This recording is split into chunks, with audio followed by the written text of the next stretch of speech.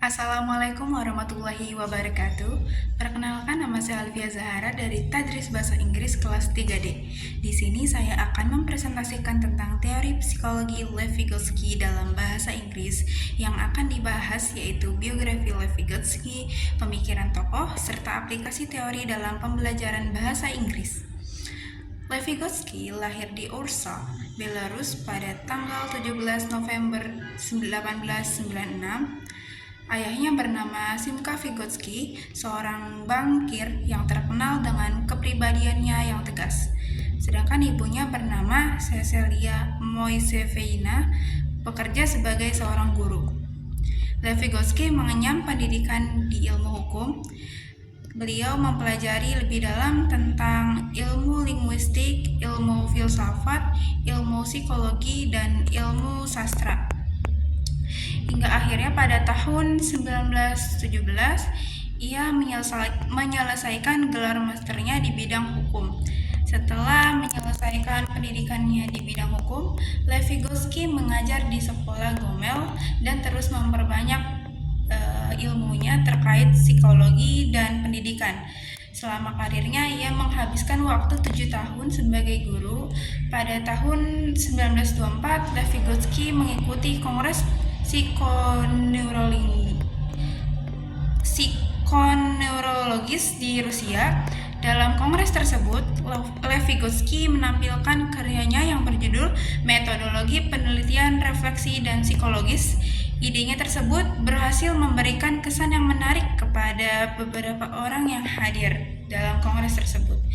Melalui kongres tersebut, akhirnya Lev Vygotsky diundang sebagai peneliti di Institute of Experimental Psychology di Moskow pada tahun 1925. Lev Vygotsky mendapatkan gelar doktornya dengan tesis berjudul The Psychology of Art. Pada pemikiran tokoh, Lev Vygotsky mengembangkan teori belajarnya, yakni sosiokultur, di mana titik tekan utamanya adalah bagaimana seseorang belajar dengan bantuan orang lain dalam suatu zona keterbatasan dirinya, yaitu Zone Proximal Development atau ZPD. Dalam perkembangan anak, membutuhkan orang lain untuk memahami sesuatu dan memecahkan masalah yang dihadapinya. Teori yang juga disebut sebagai teori konstruksi sosial ini menekankan bahwa inteligensi manusia berasal dari masyarakat, lingkungan, dan budayanya. Teori belajar sosiokultur meliputi konsep utama, yaitu Zone of Proximal Development atau ZPD, yaitu jarak antar tingkat perkembangan sesungguhnya yang didefinisikan sebagai kemampuan pemecahan masalah serta secara mandiri, dan tingkat perkembangan potensial yang didefinisikan sebagai kemampuan pemecah masalah di bawah bimbingan orang dewasa atau melalui kerjasama dengan teman sebaya yang lebih mampu. Hal ini dapat diartikan bahwa perkembangan penuh ZPD tergantung pada interaksi sosial yang penuh, di mana keahlian dapat diperoleh dengan bimbingan orang dewasa atau kolaborasi antar teman ataupun orang yang lebih paham. Vygotsky mengemukakan ada 4 tahapan ZPD yang terjadi dalam perkembangan dan pembelajaran. Yang pertama yaitu more dependence to other stage, yaitu tindakan anak masih dipengaruhi atau dibantu orang lain. Tahap kedua, less dependence internal assistance stage, yaitu tindakan anak yang didasarkan atas inisiatif sendiri. Tahap ketiga, internalization and automatization stage, tindakan anak berkembang spontan dan terinternalisasi. Tahap keempat yaitu di automatization stage, yaitu tindakan anak spontan akan terus diulang-ulang hingga anak siap untuk berpikir abstrak.